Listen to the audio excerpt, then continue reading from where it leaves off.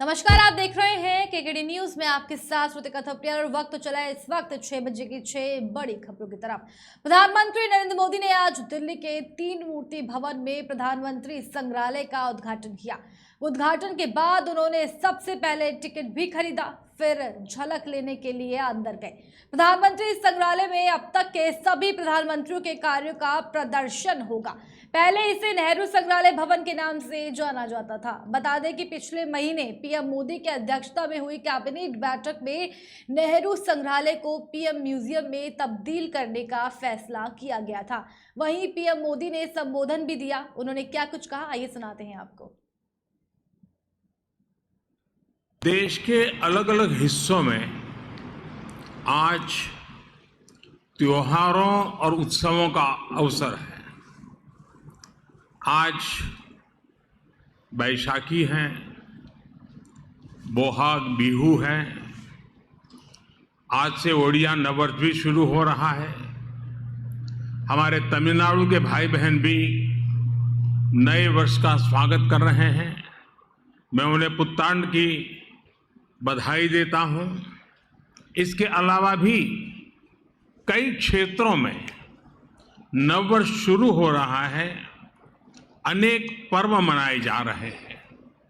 मैं समस्त देशवासियों को सभी पर्वों की बहुत बहुत बधाई देता हूं।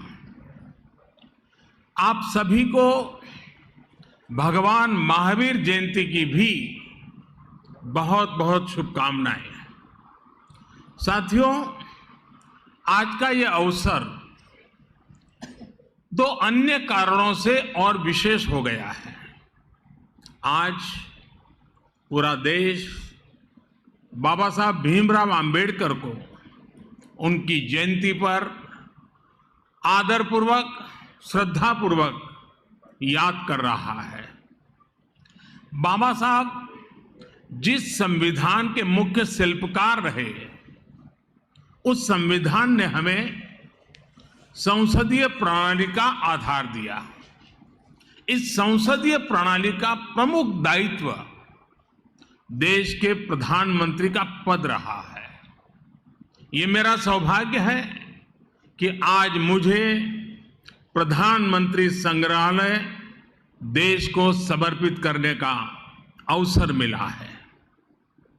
ऐसे समय में जब देश अपनी आजादी के 75 वर्ष का पर्व, आजादी का अमृत महोत्सव मना रहा है, तब ये म्यूजियम एक भव्य प्रेरणा बनकर आया है।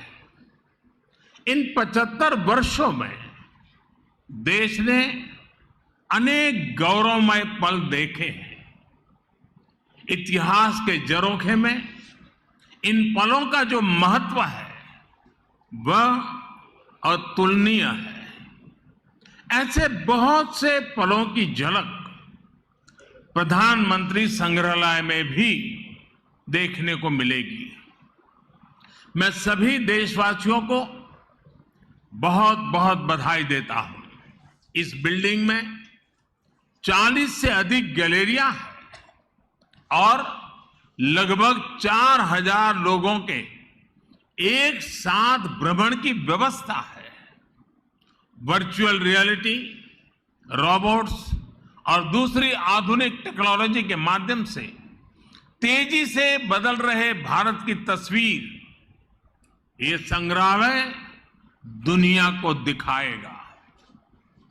ये टेक्नोलॉजी के माध्यम से ऐसा अनुभव देगा जैसे हम वाकई उसी दौर में जी रहे हैं। उन्हीं प्रधानमंत्रियों के साथ सेल्फी ले रहे हैं, उनसे संवाद कर रहे हैं।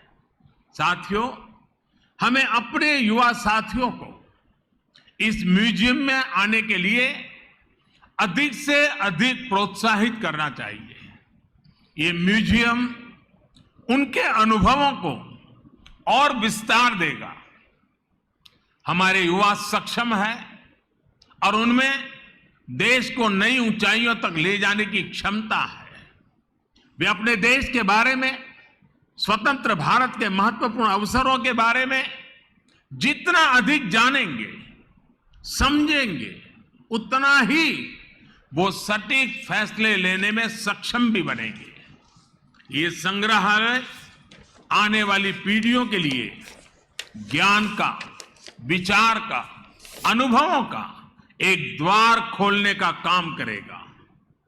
यहां आकर उन्हें जो जानकारी मिलेगी, जिन तथ्यों से वो परिचित होंगे, वो उन्हें भविष्य के निर्णय लेने में मदद करेगी। इतिहास के जो विद्यार्थी रिसर्च करना चाहते हैं, उन्हें भी यहां आकर बहुत लाभ होगा। साथियों, भारत लोकतंत्र की जननी है, मदर ऑफ डेमोक्रेसी है। भारत के लोकतंत्र की बड़ी विशेषता ये भी है कि समय के साथ इसमें निरंतर बदलाव आता रहा है। हर युग में, हर पीढ़ी में लोकतंत्र को और आधुनिक बनाने और अधिक सशक्त करने का निरंतर प्रयास हुआ है। समय के साथ जिस तरह कई बार समाज में कुछ कमियां गर कर जाती हैं, वैसे ही लोकतंत्र के सामने भी समय समय पर चुनौतियां आती रही हैं। इन कमियों को दूर करते रहना, खुद को परिष्कृत करते रहना भारतीय लोकतंत्र की खूबी है और इसमें हर किसी ने अपना योगदान दिया है। एकाध दो अफवाह छोड़ दें तो हमारे यहां लोकतंत्र को लोकतांत्रिक तरीके से मजबूत करने की गौरवशाली परंपरा रही है। इतिहास इसलिए हमारा भी ये दायित्व है कि अपने प्रयासों से हम लोकतंत्र को और ज्यादा मजबूत करते रहें। आज जो भी चुनौतियां हमारे लोकतंत्र के सामने हैं, समय के साथ जो भी कमियां गर कर गई हैं, उन्हें दूर करते हुए हम आगे बढ़े। ये लोकतंत्र की भी इससे हमसे अपेक्षा है और देश की भी हम सभी से अपेक्षा है। डॉक्टर भीमराव अंबेडकर। उत्तर प्रदेश में डॉक्टर भीमराव अंबेडकर की जयंती बड़े ही धूमधाम से मनाई जा रही है। इस मौके पर कई तरह के कार्यक्रमों का आयोजन भी किया गया। देखिए हमारी खास रिपोर्ट। डॉक्टर भीमराव अंबेडकर जी की आज इस पावन जयंती के कार्यक्रम में मंच पर उपस्थित प्रदेश सरकार में मेरे वरिष्ठ सहयोगी उप मुख्यमंत्री श्री ब्रजेश पाठक जी, प्रदेश सरकार में ही मंत्री और भारतीय जनता पार्टी के प्रदेश के अध्यक्ष श्री स्वतंत्र देव सिंह जी, केंद्रीय मंत्री और मोहनलालगंज से लोकप्रिय सांसद श्री कौशल किशोर जी, प्रदेश सरकार में पर्यटन और संस्कृति मंत्री श्री जयवीर सिंह जी, समाज कल्याण विभाग के मंत्री श्री असीम अरुण जी, अंतर्राष्ट्रीय बौद्ध संस्थान के अध्यक्ष भंते शांति मित्र जी, अंबेडकर महासभा के अध्यक्ष उत्तर प्रदेश अनुसूचित जाति वित्त एवं विकास निगम के अध्यक्ष डॉक्टर लालजी प्रसाद निर्मल जी, उत्तर प्रदेश अनुसूचित जाति वित्त एवं विकास निगम के उपाध्यक्ष विश्वनाथ जी, अंबेडकर महासभा के महामंत्री श्री अमरनाथ प्रजापति जी, कोषाध्यक्ष डॉक्टर सत्यवती दोहरे जी, अंबेडकर महासभा के अन्य पदाधिकारीगण और उपस्थित भाइयों बहनों, आज अत्यंत पावन तिथि है। 131 वर्ष पहले आज ही के दिन मध्य प्रदेश के मऊ छावनी में बाबा साहब डॉक्टर भीमराव अंबेडकर ने जन्म लिया था। आज की तिथि खालसा पंथ की स्थापना की तिथि भी है और बैसाखी का पर्व भारत की सनातन धर्म की परंपरा में आदिकाल से हम लोग पवित्र तिथि के रूप में आज की तिथि को मनाते रहे हैं। मैं इस अवसर पर आप सबको बाबा साहब भीमराव अंबेडकर की पावन जयंती की, बैसाखी पर्व की, महावीर जयंती की भी हृदय से बधाई देता हूं और आप सबके प्रति अपनी शुभकामनाएं व्यक्त करता हूं। मैं आज के इस अवसर पर प्रदेश शासन की ओर से बाबा साहब भीमराव अंबेडकर जी को कोटि कोटि नमन करते हुए भारत को, एक स्वतंत्र भारत को कैसा भारत बनना चाहिए, इस प्रकार की दिग्दर्शिका के रूप में भारत के संविधान को प्रदान करने वाले बाबा साहब भीमराव अंबेडकर जी को प्रदेशवासियों की ओर से विनम्र श्रद्धांजलि भी अर्पित करता हूं। भाइयों बहनों, हम सब इस बारे में जानते हैं कि भारत के संविधान में समानता, न्याय और बंधुत्व की भावना का जो भाव डॉक्टर भीमराव अंबेडकर जी ने भारत के नागरिकों को दिया है, उन भावनाओं का परिणाम है कि दुनिया के अंदर सबसे बड़े लोकतंत्र के रूप में आज भी भारत दुनिया के लिए न केवल एक आश्चर्य बना हुआ है बल्कि एक नई प्रेरणा के साथ आगे बढ़ रहा है। हम सब आभारी हैं प्रधानमंत्री मोदी जी के, जिन्होंने बाबा साहब भीमराव अंबेडकर जी को सर्वाधिक सम्मान दिया। बाबा साहब भीमराव अंबेडकर की पंच तीर्थों की स्थापना मऊ छावनी मध्य प्रदेश में, दीक्षा भूमि नागपुर में, चैत्य भूमि मुंबई में, शिक्षा और जहां से उन्होंने वकालत प्रारंभ की थी इंग्लैंड के उस भवन को लेकर के, और जहां महापरिनिर्वाण लिया था दिल्ली के उस भवन को भी उनके एक भव्य स्मारक के रूप में भीमराव अंबेडकर सांस्कृतिक केंद्र के रूप, अंतर्राष्ट्रीय सांस्कृतिक केंद्र के रूप में उसे विकसित करके पंचतीर्थ के रूप में बाबा साहब भीमराव अंबेडकर को सम्मान देने का कार्य किया है। यह वर्तमान और भावी पीढ़ी के लिए एक नई प्रेरणा है, एक नया प्रकाश भी है। आदरणीय प्रधानमंत्री जी से प्रेरणा प्राप्त करते हुए सरकार ने अनेक कदम उठाए हैं। खास तौर पर जो चर्चा यहां पर चली, आजादी के बाद पहली बार यह एहसास हुआ कि हर गरीब और हर वंचित को उसके सिर को ढकने के लिए आवास की आवश्यकता है, और अगर वह स्वयं उस प्रकार की स्थिति में नहीं है तो उसे यह सुविधा सरकार स्वयं उपलब्ध करवाने का कार्य करेगी। और आज उसे यह सुविधा उपलब्ध करवाने का कार्य सरकार के स्तर पर प्रारंभ हुआ है। उत्तर प्रदेश के अंदर 43 लाख से अधिक गरीबों को एक एक आवास प्रधानमंत्री आवास योजना और मुख्यमंत्री आवास योजना में उपलब्ध होना, ये बाबा साहब भीमराव अंबेडकर के ही सपने को साकार करने जैसा है।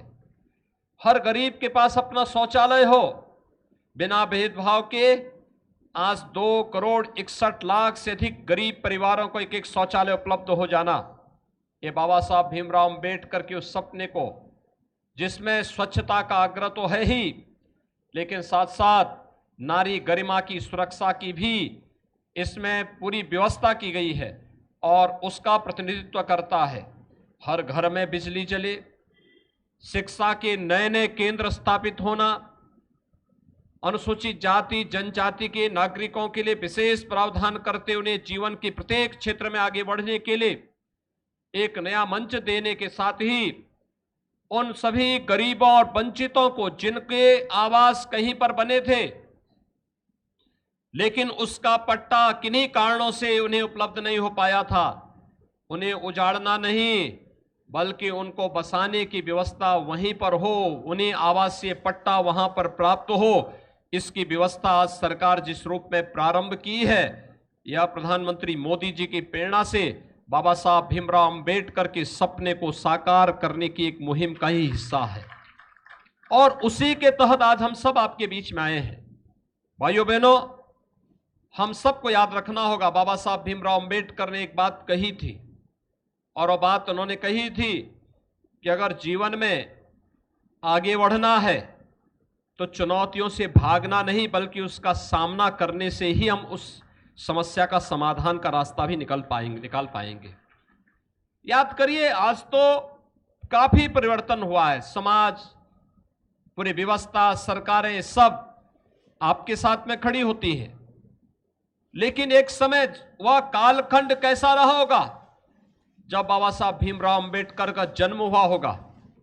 उस समय छुआछूत और अस्पृश्यता की भावना, स्कूल में भी इस प्रकार की भावनाएं थी, प्रवेश में इस प्रकार की भावनाएं थी, जीवन के प्रत्येक क्षेत्र में आगे बढ़ने के लिए एक भावना थी, लेकिन उन्होंने पलायन का नहीं बल्कि जीवन में स्वयं से संघर्ष करने का रास्ता अपनाया और भगवान बुद्ध के उस मार्ग को अपनाया कि अप दीपो भव के उस भाव को उन्होंने जीवन में अंगीकार करने का प्रयास किया। और वही कारण है कि आज केवल भारत नहीं बल्कि पूरी दुनिया में जहां कहीं भी गरीबों की बात होती है, वंचितों की बात होती है,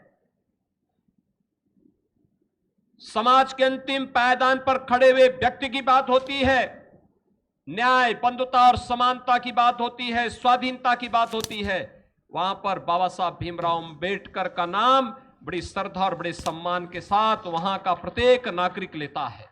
अपने जीवन को, अपने समाज को, बाबा साहब डॉक्टर भीमराव अंबेडकर की जयंती के अवसर पर आज दिल्ली सरकार ने doctor BR. Ambedkar school of specialised excellence की शुरुआत की। इसका उद्घाटन खुद दिल्ली के मुख्यमंत्री केजरीवाल ने किया। इसके तहत अब दिल्ली के 30 सबसे शानदार स्कूलों का नाम बदलकर doctor BR. Ambedkar school of specialised excellence कर दिया गया है। आज से ये स्कूल इसी नाम से जाने जाएंगे। इस मौके पर डिप्टी सीएम व शिक्षा मंत्री मनीष सिसोदिया ने कहा कि आज से 30 सरकारी स्पेशलाइज्ड एक्सीलेंस स्कूलों को BR. Ambedkar school of specialised excellence के नाम से जाना जाएगा। इन स्कूलों का हर पैमाना बाबा साहब के विजन पर आधारित है। वहीं सीएम अरविंद केजरीवाल ने कहा कि हमने दिल्ली के सबसे शानदार सरकारी स्कूल हैं उन सभी 30 का नाम बदलकर doctor BR. Ambedkar school of specialised excellence कर रहे हैं। हमें उम्मीद है कि हमारे इस कदम से बाबा साहब हमें खूब आशीर्वाद देंगे। अपने जीवन को, अपने समाज को, अपने देश को और तरक्की देते रहें, ऐसी मेरी आज सभी को, आपको शुभकामनाएं हैं। आज के इस महान अवसर पर हम देश के सबसे शानदार सरकारी स्कूलों को उस महान शख्सियत के नाम पर समर्पित कर रहे हैं, उनके विचार के नाम पर, उनके दिए गए दर्शन के नाम पर समर्पित कर रहे हैं, जिन्हें हम सब प्यार से बाबा साहब के नाम से याद करते रहे हैं, बुलाते रहे हैं। ये स्कूल जिन्हें आज हम बाबा साहब जी के नाम पर समर्पित कर रहे हैं, ये स्कूल माननीय मुख्यमंत्री श्री अरविंद केजरीवाल जी के राजनीतिक सोच का परिणाम है। उनका मानना रहा है कि सक्षम व्यक्तियों को भी और जो आर्थिक या सामाजिक रूप से किसी भी कारण से, ऐतिहासिक रूप से किसी दुर्घटनावश, किसी कारणवश पीछे रह गए हैं सामाजिक दायरे में या आर्थिक दायरे में, उन सब के बच्चों को भी बराबरी की एजुकेशन का अवसर मिलना चाहिए और शानदार एजुकेशन का अवसर मिलना चाहिए। दिल्ली के सारे सरकारी स्कूलों में बदलाव किए गए और उसके बाद स्कूल ऑफ स्पेशलाइज्ड एक्सेलेंस तक पहुंचा गया कि सरकारी स्कूल में क्वालिटी की शिक्षा की गुणवत्ता का चरम क्या हो सकता है। अगर किसी को देखना हो देश भर में, दुनिया भर में, तो हमारे स्कूल ऑफ स्पेशलाइज्ड एक्सेलेंस, या अब शॉर्ट में हम कहें तो ये अंबेडकर स्कूल में आप आके देख सकते हैं। यहां गरीब से गरीब बच्चे, मैं जब यहां इन बच्चों से मिलता हूं जो बाहर माननीय मुख्यमंत्री जी का स्वागत कर रहे थे, सर कुछ बच्चे यहां बाजू की झुग्गियों से आते हैं, अनऑथराइज कॉलोनी से आते हैं, खिचड़ीपुर, ईस्ट विनोद नगर, इन सब कॉलोनियों से आते हैं, मंडावली की कॉलोनी से आते हैं, त्रिलोकपुरी से आते हैं, और इनमें से अधिकतर के माता पिता को शायद, जिसे हम कहते हैं शिक्षा पूरी करना, स्कूली शिक्षा पूरी करने का अवसर भी जिंदगी में बहुत कम बच्चों के माता पिता को मिला है। उनकी आर्थिक और सामाजिक पृष्ठभूमि ऐसी नहीं थी कि वो खुद स्कूल भी पूरा कर पाते। लेकिन आज आपके विजन के मुताबिक इन बच्चों को इतनी शानदार शिक्षा मिल रही है, और मैं सभी अपने साथियों को सूचित करना चाहता हूं कि जब जब स्कूल ऑफ स्पेशलाइज्ड एक्सीलेंस में क्वालिटी का रिव्यू होता है तो माननीय मुख्यमंत्री जी का जो पैरामीटर होता है कि ये स्कूल हमारे सोच के हिसाब से शिक्षा दे पा रहे हैं या नहीं दे पा रहे हैं, तो आपका पैरामीटर हमेशा बाबा साहब के विजन से होता है। हमारे हर काम को माननीय मुख्यमंत्री जी, शिक्षा में जो भी हम काम कर रहे हैं, माननीय मुख्यमंत्री जी उसको हमेशा बाबा साहब के विजन से तोल के देखते हैं कि नहीं नहीं, अभी इसमें यहां बाबा साहब की तुलना में कमी रह गई है, बाबा साहब के विजन के हिसाब से अभी इसमें यह कमी रह गई है। तो हमारे राजनीतिक परिदृश्य में माननीय मुख्यमंत्री केजरीवाल जी का जो शिक्षा का विजन है वो यही है कि हमें बाबा साहब के द्वारा देखे गए और दिखाए गए सपनों का समाज, उनके द्वारा दिखाए गए और देखे गए सपनों का देश खड़ा करना है। उसके लिए शिक्षा देनी है, उसमें जहां भी कमी रह जाती है उसको फिर नाप के पूरा करने की हम सब पूरी कोशिश करते हैं। मैं आज इस अवसर पर माननीय मुख्यमंत्री जी को धन्यवाद भी करना चाहता हूं। मैं कहीं पढ़ रहा था पीछे बाबा साहब का एक स्टेटमेंट कि 13 जून 1953 को उन्होंने रावली कैंप मुंबई में एक सभा को संबोधित करते हुए शिक्षा के बारे में एक बहुत वृहद अपना वक्तव्य दिया था, जिसमें से कुछ लाइनें महत्वपूर्ण हैं और उस पर हमारा ये स्कूल खरा उतर रहा है और ज्यादा खरा उतरने की कोशिश कर रहा है। ये 30 स्कूल इस पे खरा उतर रहे हैं और खरे उतरने की कोशिश कर रहे हैं। एक स्पेशल हम लोगों ने काम किया कि हमारी दिल्ली के जो सबसे शानदार सरकारी स्कूल हैं, schools of specialised excellence, 30 school हैं। ये 30 के 30 स्कूल अब बाबा साहब अम्बेडकर जी के नाम से जाने जाएंगे। उनके नाम से, उनका नाम बदल के आज से होगा doctor BR Ambedkar school of specialised excellence. मैं समझता हूँ कि इससे अच्छी श्रद्धांजलि उनको नहीं दी जा सकती थी, और वो जहाँ कहीं भी होंगे ऊपर आसमान में, उनकी आत्मा अगर देख रही होगी तो मैं समझता हूँ कि वो बहुत खुश होंगे, उनकी आत्मा बहुत खुश होगी और हमें खूब आशीर्वाद देगी। बाबा साहब अम्बेडकर ने अपने जीवन में सबसे ज़्यादा महत्व शिक्षा को दिया। एक बहुत गरीब घर में पैदा हुए थे। मैं ये उनके जीवन की बातें कई जगह बता चुका, लेकिन मैं फिर भी रिपीट करूँगा क्योंकि ये बहुत प्रेरणा देने वाली बातें हैं। वो एक बहुत गरीब घर में पैदा हुए। घर में खाने को भी रोटी नहीं थी 3 टाइम की, बहुत ज़्यादा छुआछूत थी उन दिनों में। स्कूल में जाते थे तो क्लास के बाहर बिठा दिया जाता था उस जाति के लोगों को। उस बैकग्राउंड से आके वो 1913-14 में कोलंबिया यूनिवर्सिटी PhD करने के लिए गए। मैं कई बार सोचता हूं कि आज के ज़माने में भी, और उसके बाद कोलंबिया यूनिवर्सिटी से PhD करने के बाद उन्होंने लंदन स्कूल ऑफ इकोनॉमिक्स से उन्होंने दूसरी डॉक्टरेट की। 2 डॉक्टरेट विदेशी यूनिवर्सिटीज से उन दिनों में की। मैं सोचता हूं आज के ज़माने में भी जब हमारे पास सारे साधन हैं, सब कुछ है, आज के ज़माने में भी लंदन स्कूल ऑफ इकोनॉमिक्स में एडमिशन लेना अपने आप में बहुत बड़ी बात है। और 1913-14 में उन्होंने लंदन स्कूल ऑफ इकोनॉमिक्स में ना केवल एडमिशन लिया, स्कॉलरशिप ली और वहाँ से पढ़ाई करके आए। जिस बच्चे के घर में खाने को नहीं था, जिस बच्चे ने कदम कदम पे छुआछूत का बर्दाश्त किया, मैं आज तो आप गूगल खोल लो, इंटरनेट खोल दो, आपको सारी यूनिवर्सिटीज़ के बारे में पता चल जाता है। आपको इंटरनेट के ऊपर सारी यूनिवर्सिटीज़ के फॉर्म डाउनलोड करने को मिल जाते हैं। उस ज़माने में तो इंटरनेट भी नहीं था। उस बच्चे को बताया किसने होगा कि कोई कोलंबिया यूनिवर्सिटी भी है? उस बच्चे को बताया किसने होगा कि वो लंदन स्कूल ऑफ, उसका फॉर्म कहाँ से लाया होगा वो बच्चा? मैं तो ये सारी चीज़ें सोच सोच के हैरान रह जाता हूँ कि उस शख्स ने अपनी ज़िंदगी में क्या क्या हासिल नहीं किया। तो कई बार मैं सोचता हूँ कि पिछले 100 साल में भारत ने जितने 100-150 साल में भारत ने जितने सपूत पैदा किए, सबसे महान उनमें भीमराव अंबेडकर जी थे। हिमाचल प्रदेश में दिल्ली के उप मुख्यमंत्री मनीष सिसोदिया ने आज कई मुद्दों को लेकर प्रेस कॉन्फ्रेंस की। आइए आपको सुनाते हैं डिप्टी सीएम ने क्या कुछ कहा। हिमाचल प्रदेश में आम आदमी पार्टी को लोग एक विकल्प के रूप में देख रहे हैं। भारतीय जनता पार्टी वहाँ पर दो तरह के नुकसान झेल रही है। एक तो कोई क्रेडिबिलिटी नहीं बची है लोगों के बीच में। लोगों के बीच में अब ये उम्मीद नहीं है कि भारतीय जनता पार्टी हिमाचल प्रदेश में कुछ करके दिखा सकेगी।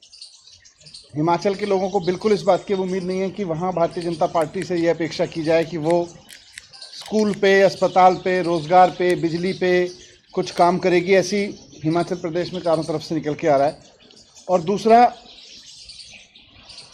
अब आम आदमी पार्टी की बढ़ती लोकप्रियता से घबरा के जिस तरह से बीजेपी अब बौखलाई हुई है, जिस तरह से छटपटा रही है और वो आम आदमी पार्टी के ऐसे लोगों को भी पार्टी में शामिल कर रही है जिनको पार्टी खुद निकालना चाह रही थी।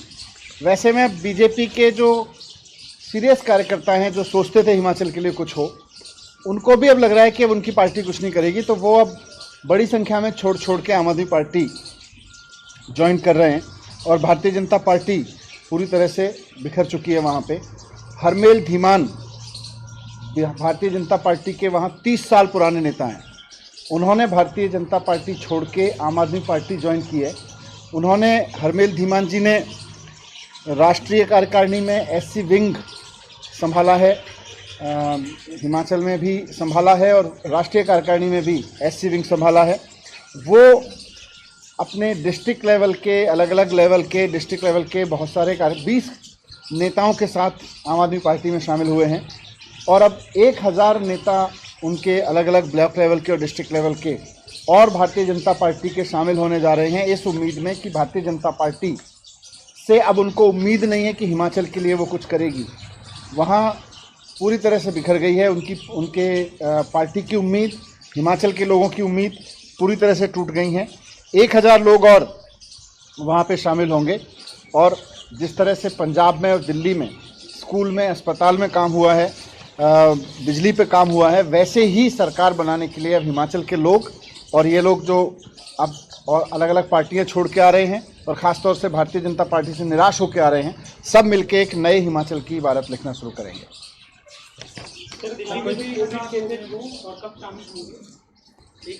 ये बस अब कुछ दिन में शामिल होंगे। कई भारतीय जनता पार्टी के और बड़े नेता भी हमारे संपर्क में। हाँ, तो वी आर वर्किंग, क्योंकि अब वहाँ हिमाचल के प्रति एक और एक्टिव डेडिकेटेड लीडरशिप को वहाँ खड़ा करना है, क्योंकि अब वहाँ बहुत एक्टिव हुए हैं तो अब धीरे धीरे पार्टी बदलेगी वहाँ पे। तो फिर दिल्ली के स्कूलों में भी अब कोविड के मामले सामने आने लगे हैं, क्या कुछ स्थिति है?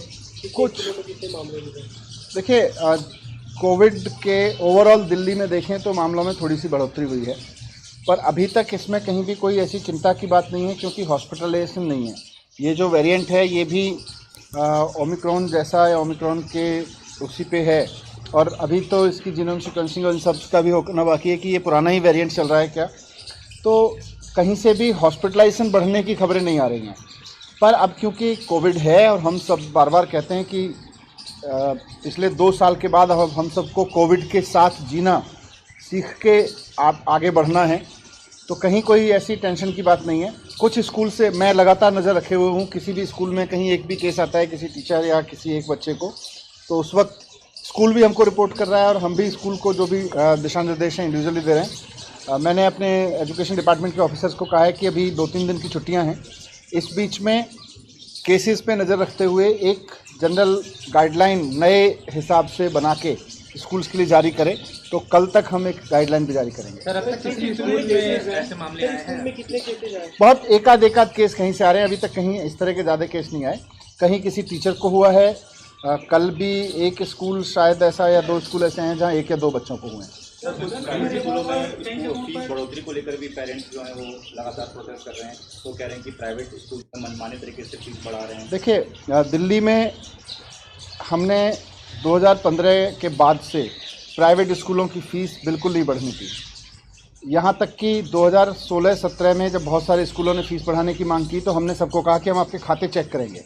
हमने ऑडिट कराया सारे स्कूलों का, जिसके पास भी पैसा बैंक बैलेंस में, उनकी एफडीज़ में रखा हुआ था, उन्होंने फ़ीस का मोटा मोटा पैसा लेके रखा हुआ था। किसी को हमने फ़ीस बढ़ाने की इजाज़त नहीं दी।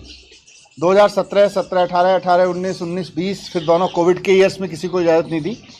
अब कुछ स्कूलों के जहां हमने पूरी चेकिंग करा के कि उनके पास अब कोई पैसा नहीं है और उनको पैसा थोड़ा बहुत बढ़ाना पड़ रहा है, तो उनको बहुत लिमिटेड, किसी को 2%, किसी को 3%, बट बहुत मतलब इक्का दुक्का स्कूल है।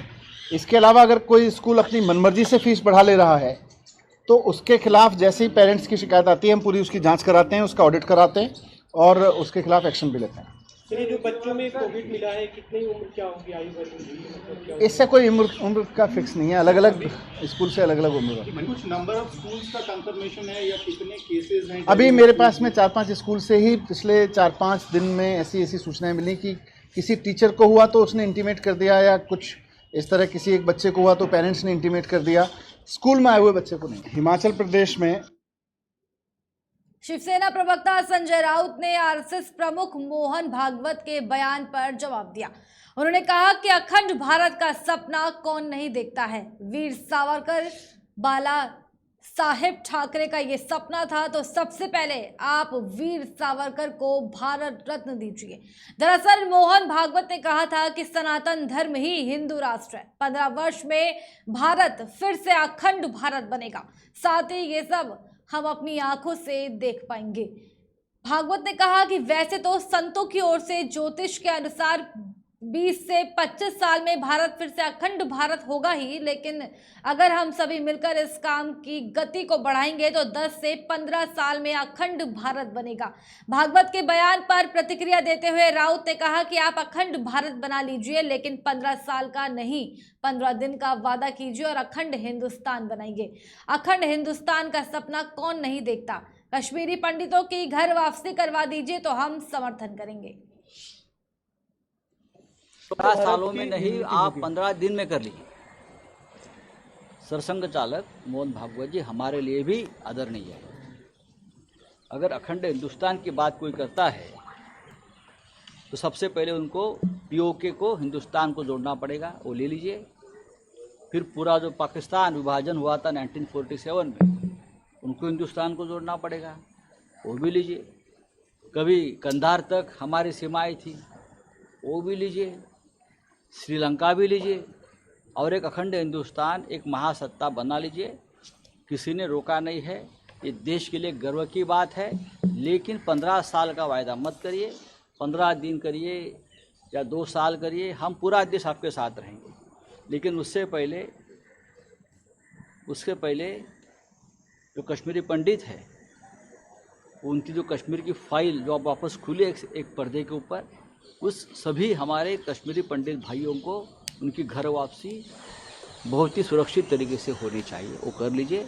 और आपका जो इरादा है अखंड हिंदुस्तान का, हम उनको ज़रूर समर्थन करेंगे। और इस देश के सभी राजनीतिक दल, चाहे आपके वैचारिक दृष्टि आपके विरोधी हो, वो भी आपको समर्थन करेंगे।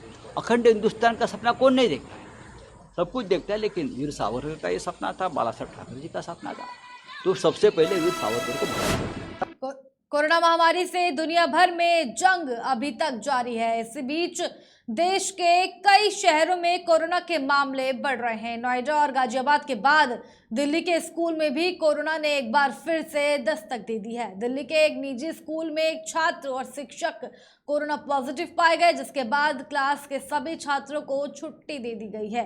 आम आदमी पार्टी की विधायक और वरिष्ठ नेता आतिशी ने कहा कि अभी ऐसा सुनने में आया है कि एक बच्चे और एक टीचर को कोविड-19 टेस्ट पॉजिटिव हुआ है, उसके बाद उस क्लास के बच्चों को छुट्टी भी दे दी गई थी। जैसा मैंने कहा कि हमने पूरी स्थिति पर कड़ी नजर रखी हुई है। दिल्ली में कोरोना के पॉजिटिविटी रेट में एक बार फिर से बढ़ोतरी देखने को मिल रही है। दिल्ली सरकार के आंकड़ों के मुताबिक 13 अप्रैल को दिल्ली में कोरोना के 299 नए मामले सामने आए थे और संक्रमण दर 2.49% हो गई है। हालांकि कोरोना के किसी मरीज की मौत नहीं हुई है। बुधवार को पिछले 12 घंटे में दिल्ली में 12,022 लोगों के टेस्ट किए गए हैं और 193 मरीज ठीक हुए हैं। दिल्ली के एक स्कूल में एक छात्र और एक शिक्षक के कोविड पॉजिटिव पाए जाने के बाद चिंता बढ़ गई है, जिसके बाद प्रभावित छात्र के सभी साथियों को घर भेज दिया गया है। इससे पहले नोएडा के 4 स्कूलों के 23 स्कूली छात्र कोरोना से संक्रमित पाए गए थे। कोरोना महामारी की वजह से 2 साल के अंतराल के बाद ऑफलाइन कक्षाओं के लिए स्कूल खुलने के कुछ ही दिन बाद स्कूल परिसरों से संक्रमण की रिपोर्ट ने चिंता बढ़ा दी है। कोविड के कारण स्कूलों के लंबे समय तक बंद रहने से शिक्षा पर गंभीर प्रभाव पड़ा था। देश में डिजिटल विभाजन के कारण छात्रों का एक वर्ग पूरी तरह से खो गया था। यहाँ तक कि जो लोग वर्चुअल कक्षाओं में लॉगिन करने में सक्षम थे, उन्हें मानसिक स्वास्थ्य के मुद्दों का सामना करना पड़ा, क्योंकि वे अपने दोस्तों से कटे हुए थे।